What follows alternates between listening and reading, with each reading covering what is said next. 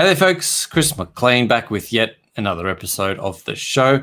And in the studio today, I've got Pia from Worstofall Design. And they build badass brands without the BS for 1 to 3 person businesses in 1 to 3 day intensives. And they created this intensives model after the traditional agency model landed the debt intensives approach, which I'm super interested to get into and learn more about. Pia, thanks for swinging by the show. Thanks for having me, Chris. Great to be here. No, pleasure. So take us through, before we get into this sort of a sounds like a quite unique model. How did this all come about for you? How did Worstofall come to be in existence? Yeah. Well, probably a very familiar story to most. Actually, I had no background in design or branding or anything. I was engaged to a graphic designer. My husband now, he's an artist and a very creative person. Not so good with the money and the charging. So at a certain point, I looked at him and I was like, "You're so talented. I could make so much money off of you." And we decided to start this business. And I basically said, "I'm just going to go find clients for you." So it was like a little freelance gig. And we did that for a couple of years. And, as I looked for ways to get clients, I networked a lot. I looked around at what other people were doing. I had no background, so I just mimicked what they were doing. And that ended up being us building this little agency. We got 2 employees, we got an office, we started going after bigger and bigger clients. I had this idea that I needed employees and I needed bigger and bigger clients and more revenue to hopefully one day get out of my business a little bit and be able to take a vacation or check out for a weekend or a week at a time. And it just didn't pan out that way. I ended up still working all the time, even though, because I had so much overhead. And we ended up in debt. We ended up maxed out on our credit cards and no cash in the bank. And we kind of got into this corner. We had to make a change. So we were really forced. I wish I could say that I just had the light bulb moment all on my own, but we were really forced to reevaluate how we were doing things. Mm-hmm. Well, I mean, that can be a tendency to innovation thrives in under pressure. So, no pressure, no diamonds, as the saying goes. But we have the tendency to be backed into a corner and then go, "Holy shit, I need to make this thing work. How do what do I do?" So you were backed into a corner, and what was that light bulb? You sort of this intensives idea. Tell us about that. How did that come about, and how did you start executing that? Yeah, well, so part of why we were backed into a corner was because we had these 2 employees. And at that moment, to me, success was about being bigger, and the idea of letting our employees go, it was really not even an option for me because I couldn't accept the idea that I had failed at this agency, and that's what that felt like to me. And it was this moment, my brilliant husband, who didn't even, I don't think, know how brilliant what he was saying was, he said, "Pia, like, we're good at what we do. Our clients are happy. We've got 3 years of experience and work behind us.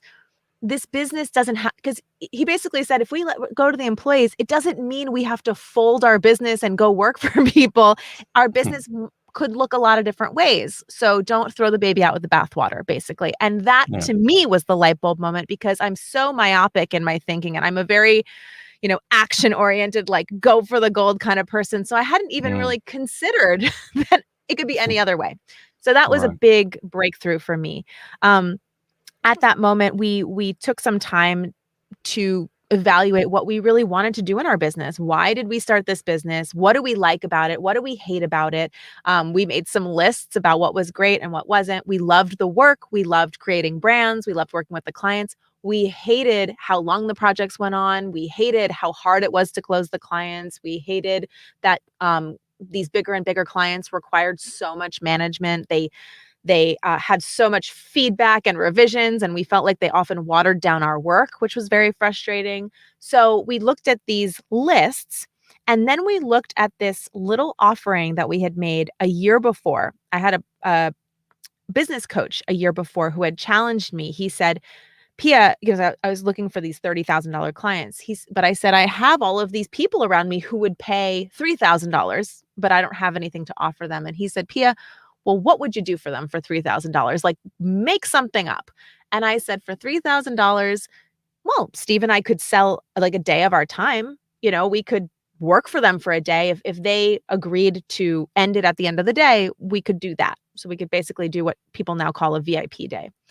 And a year later, I didn't really tell anyone about it. It was like a back pocket kind of offering. And at this critical juncture, at this moment when we were looking at all the things we liked and didn't like, we looked to the side and said, hey, that thing over there, that fulfills all the things we like without any of the BS that we don't like. Maybe there's something to that. So we pivoted very quickly and I actually called back I had all these proposals out to people that I was waiting to hear back from. And I just called them all up. You know how that is when you're checking up on a proposal and you say, hey, very awkward conversation. So instead I got to call them up and they, all apologize. Oh, I'm so sorry. I haven't gotten back to you yet. I said, oh, don't worry about it. We're not doing that anymore, but I could build you that entire site in just one day or just 2 days for a fraction of the price. And I closed like 4 clients right on the spot because they all liked our work, but the price was too high for them. And that's really how it started. And we went all in on that immediately. And the tides they just went from me chasing after people to like gushing towards us because it was so clear what it was, who it was for, what the outcome was, what the benefit was. It was so easy to talk about. It was so easy to share. And it just completely changed our business. We went from debt to $500,000 in the next 12 months, just the 2 of us. So we kept all of that money. Like we didn't even have we didn't even have employees. So it was a huge change. Yeah, it's a massive major shift. And it's funny how those things that you think about and kind of stick in a diary or a notepad over here, someday you just look at it back and go, fuck, I could have been doing that for the last 3 years. Yeah, absolutely. Yeah. And I don't think we would have done that if we had been doing even a little bit better with the others. So every time things, hit the fan ever since then, I try to remember that.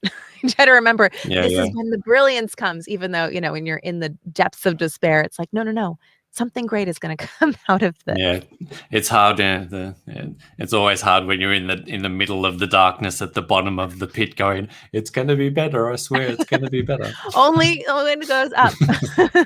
Yeah, but then you get there and you go, well, okay, if I hadn't had that dip, I wouldn't have had the insight to get me to the thing that I'm doing now, which is amazing and aligned.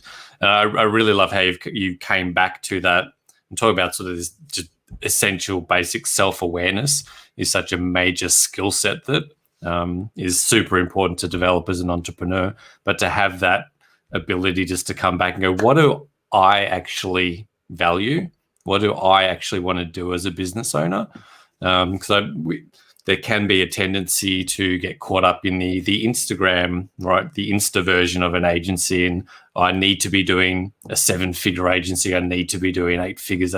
That is what I need to be doing. But do you actually understand what a 7-8 figure agency requires? Right?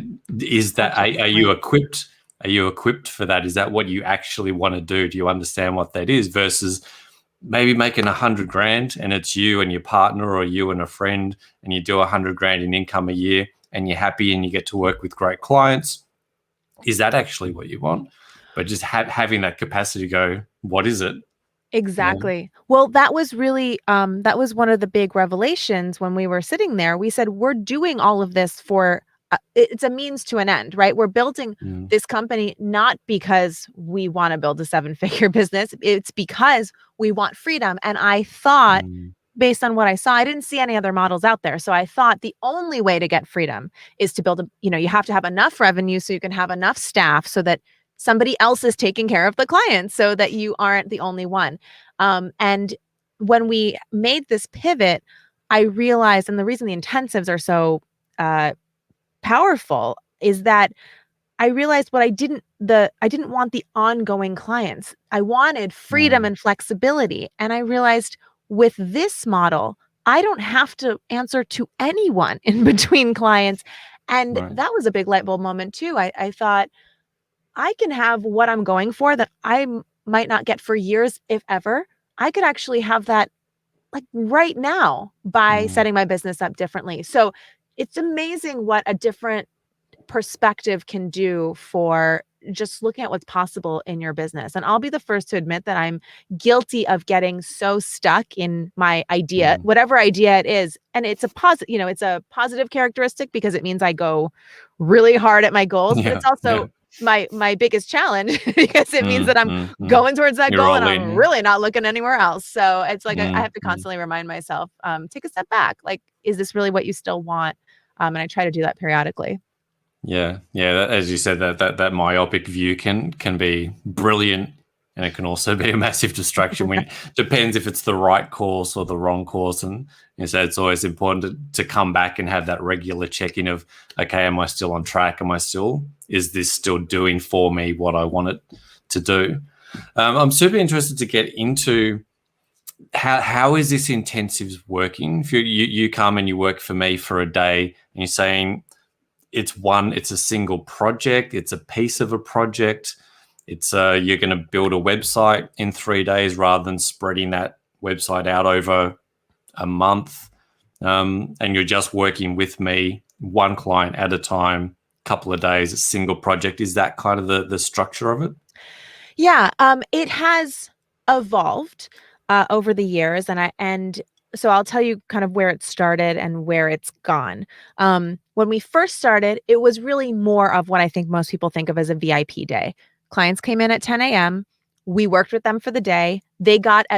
We're both pretty fast workers. We're intense workers, so I would tell them, you can have as much work as we can do based on how much you approve it. So if you want to futz with the logo all day, that's fine, but you'll only end up with a logo.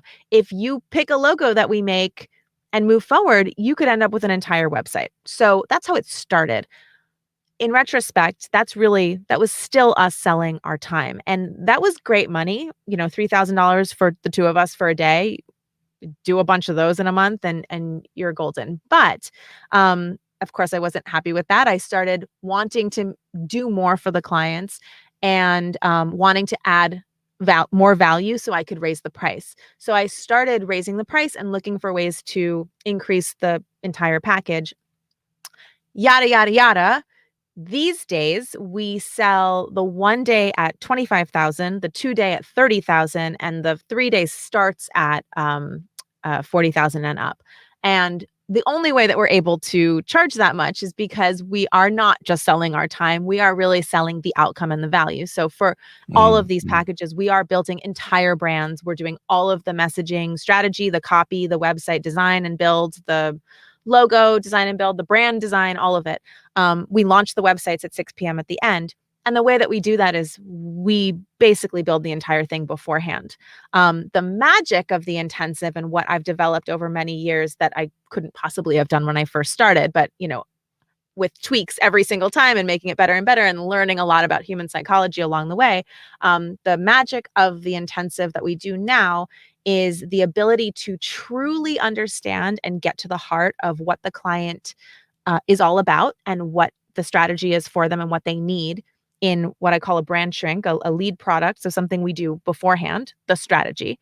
And then the process that we take them through during this 1 or 2 or 3 day intensive, where we walk them through very methodically and very well choreographed process that gets them on board and saying yes to everything with few to no revisions. And that's really the magic of the intensive now. It's the ability to know that no matter what we've built, the client is going to love it and say yes and not change it at all. And that allows us to build an entire brand without any input from the client. So you can see that it's gone from A to Z, and all along the way, it was evolving into that from one to Mm. the other, but that's what it is now. So we are definitely not just doing it in the 1 day. When I say a 1 day intensive now, I mean like 1 day for the client. Client, you Right. only need to be available for 8 hours and this whole thing will be done. At this price point, we're obviously working with much more sophisticated clients who have much bigger budgets, but they're still hiring us with a lot of trust. That's another big part of this. It's like Mm. all about knowing how to build that rapport and that trust with the client. So they want to say yes to everything. And it's pretty magical. like an incredible process. You really you're shrinking down that entire client engagement into literally an intensive session. So you're getting the strategy and the kind of conceptualized part before, and then you're just grinding out an 8 hours of just work just on that client, and that's how you're getting that that performance uptick. You've got one thing, one focus, and you know exactly what you need to do, and then you're just spending that 1, 2, 3 days just on that one piece of work. Yeah, well, no, we're actually doing it beforehand. So that 1, 2, or 3 days is that now that time is spent basically just getting the client on board. Right. Like getting the approval and getting everything, you know, crossing our T's and dotting our I's and getting the client really excited. So that's what I mean by the shift. It used to be that 1, 2, or 3 days was about us working really fast, and it has shifted because the projects have gotten so much more complicated and you know, valuable. To those 1 to 3 days being really about the client's psychology and getting them to adopt the brand. Okay. Yeah. So you got more of a because you've got there's some more meat at 25K, 45K. Exactly. There's a bit meat on the bone that you I'm actually doing the work, and then that 3 days is walking the client through the thing that you've already prepared. Exactly. And I don't, I tell this to you, like, I'm not super straightforward about the fact that it's completely done with them. I don't actually want them to know that it's completely done, because I don't want them to feel like it's a foregone conclusion, even though I know it's a foregone conclusion. Right. So I kind of that's part of this process is taking them through it as if we're building it with them, even though I know already what the end result is going to be. But part of that is, you know, after years of doing this, being really confident in my own ability to truly get to the heart of and understand what the client really wants and needs, and be able to confidently tell them this is exactly what it should be. So when we present brands at this point, Steve and I feel like by the time we've finished it and we show it to them, we're like, oh, it can't be anything else. You know, we've really gone so deep with this. It's like, I can't imagine your brand being anything else. It has to be this. And when you walk into a project with a client with that kind of confidence, they are very amazed and very excited by it. And I think that's at that level of price points. I think that's a lot of what they're paying for. They're paying to have someone show them this is the magical brand that you need, so that they don't have to worry that they made the wrong decision or they have to understand branding. Like, they don't understand branding. That's why they hired us, right? As the experts. So even when I'm talking to potential clients, I'm very clear with them. You know, you're not hiring me to do your bidding or like try to figure out what logo is in your head. You're hiring me to tell you what it should look like, and you're excited that I'm going to do it for you, you know, and I'm very upfront with that, but that already sets the tone with them, so that it's a successful project. Yeah. I love that. I think that's super important, is that setting that expectation up front, because as you're saying, that tends that structure, or in a lot of creative work, that's where it goes off the rails, where the client is too involved in the micromanaging there. I don't like blue. Could you make it teal? Could you make it more creative? You know, and you get these iterations and changes on change. Can you make it pop more? Yeah. My favorite. So that having that conversation and setting that expectation that we know what we're doing, we're the expert. This is why you're hiring us. I think that's really, really important. And a massive takeaway for actually setting the relationship up right in the first, setting it up right. And this is how we work. This is when you're going to see things. This is blah blah. Because otherwise, you kind of get enslaved to the client, right? You're enslaved to the client's whims, and this is where productivity just disappears and effectiveness just vanishes, and you're literally that's where profit vanishes the window. Just iterating and iterating and iterating. But even just in terms of efficiency, if you're answering Slack chat, you set the expectation that the client's running the show, and now you're not in charge of your time, you're not in charge of your team. The client's contacting your team directly, it's pulling one, and that is a nightmare for distraction. That's a nightmare for productivity. So yeah, I love what you're doing and how you're setting that expectation of this is how we work. And if you want to work with us, this is the structure, this is the format, this is what you're getting. And you're getting that because we structure it this way to provide you the best service, right? And that really is a key takeaway too. I mean, I can be very aggressive, like as my personality, but you know, I do this way because I believe this gets them the best result. And we all know that when clients get into the micromanagement and all of the questioning, it waters down their work. And that was one of the most frustrating things for me. It's like Steve, my partner, would make these brilliant brands, and then they would kind of slowly get chipped away and become a Frankenstein brand. And it was just so sad. And at the end, we didn't even want to show it to anybody. And so, you know, that's not fun, because that's not why you get into this line of work. You are a creative person. Like, you want what you do to be out there in the world. So this really changes that. And it's obviously not for every kind of client, but that's why it's so important, to your point, like setting expectations up front.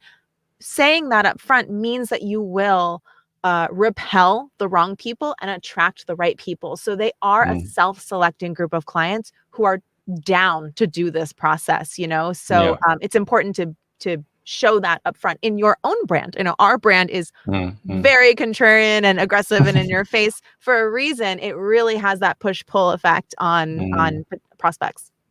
Yeah.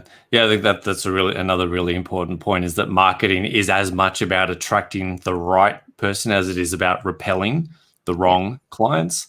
And again, this can be an iffy kind of gray space where I just got to make some money this month. I need something coming in, so I'll take. We end with those shitty nightmare clients that are just clients from hell. They're micromanaging because we haven't been firm about the relationship. We haven't been firm. We almost step into the relationship not confident about how we're going to manage this client. And the client then goes, the psychology of the client goes, I don't know if these guys are going to look after me the right way. I'm not sure they know what they're doing. Are they going to give me the result that I want? Okay, I'm going to have to step in and manage this thing now. And they're not designers. And as you said, this is where but everyone's creative, right? Everyone's got their creative opinion. Yes. Well, and I always tell people, because everyone's had the experience where a client says, you know, I showed this to my nephew, husband, whatever, somebody, they know graphic design or don't, or they just have good taste. I don't know what, but they thought this. And I used to be so annoyed that people did that. But I now look at that as more of a reflection of them not feeling confident. And I realize that when I'm not confident, I ask people I trust, what they think. And so, if that's happening to you, it's a good opportunity to go back and say, at what point in this relationship did I lose their trust? Because that's what that means. They're not doing something wrong. It's a reflection of them not trusting me. And it's on me to create that trusting relationship, because I think it can be scary to take that responsibility, but I find it to be very empowering, because if I'm responsible for that, it also means I can do something about it. And I'm kind of more in control of what that relationship is like. Yeah. 100%. You're getting into that push-pull, right? You're repelling those nightmare clients. Actually, funnily enough, I did a webinar several weeks ago about this exact point. Essentially, whenever we get clients from hell, most of it is because it's on us, because we. When you contact me, I am contactable between 9 and 11, 1 and 2, and 5 and 6. Those are the times I check in the Slack channel. If you want to message me, that's when I'm going to check back in. That's an expectation. The client goes, okay, great. They've got some sort of a structure, and I'm doing that, right? I do that so I can spend more time on your work. I can run my team more effectively. We can produce better results for you. That's why we're structured that way. If you have that conversation, that's going to stop a client from sending the Slack message, sending an email going, they haven't replied, it's 5 minutes. Right. I'm going to call. And now you're at the beck and call, and you're in the Slack channel, and you're not working on the thing, and productivity vanishes. And you go, this client sucks. This client's a nightmare. But it's because, as exactly like you say, you haven't had that confidence to step in and the client's now having to replace your confidence with their own. And that's why micromanaging happens, exactly like you said, because you haven't set boundaries and gone from here to here. This is the operating. This is what we're doing. If you have that, if you're more upfront and have that, client goes, great, you've got this sorted. I'm going to go off and do my business and do what I do, doing a thing that I'm paying you to give me. So I think the way you've set this up is brilliant, because it ticks all those boxes of, we're the experts, we're going to give you what you need. And you're somewhat involved because we're walking you through things. Because you have to be a little bit. You got to be a little bit, but essentially we're going to do what we want to do, which again it comes right all the way back to self-awareness. You clearly love design. You love being on the tools and doing the work, and that's what you want to do every day. Not every agency owner wants to do that, right? They want to do the strategy, or they want to be business or sales or other parts of the business. But for someone like yourself, that is what you love to do. You and your partner are designers. You love to do that work, and you've structured the business so you can do more of that stuff, which I think is brilliant. Exactly. Yeah. Thank you. And just to your point about, like, I think it's helpful for people to think about whenever they're clients, it's a completely different perspective, right? Like whenever you're a client, you can actually experience what that's like, because I have people that I hire who don't have boundaries, and I'm, I try to be respectful of them, of course, because I'm very aware of it. But at the same time, I often, like, I have one person, I often send her things last minute and expect her, because she'll always do it. So I don't do it on purpose, but it's more just we've created that relationship. I have other people who I know will never answer me until Monday. And so I just would never send them something that I needed early. So, every client, every person, including you, whoever you are, every person can be a great client or a bad client. And that kind of helps to see how it really is the ball is really in your court. Yeah. I think that's a brilliant way to think about it as well.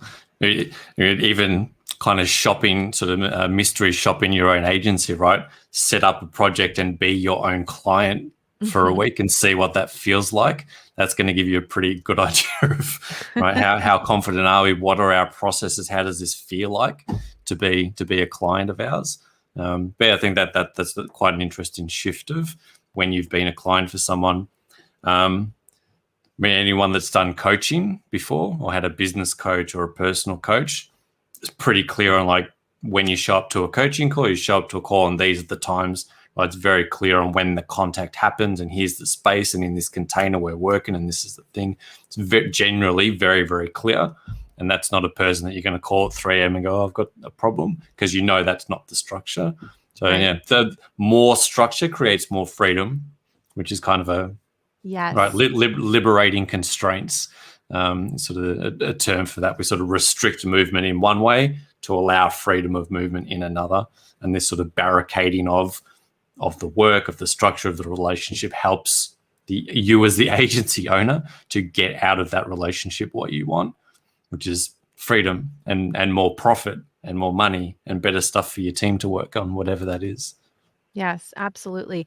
I bring this metaphor up to people that I coach in building profitable agencies that I actually got from a child rearing book.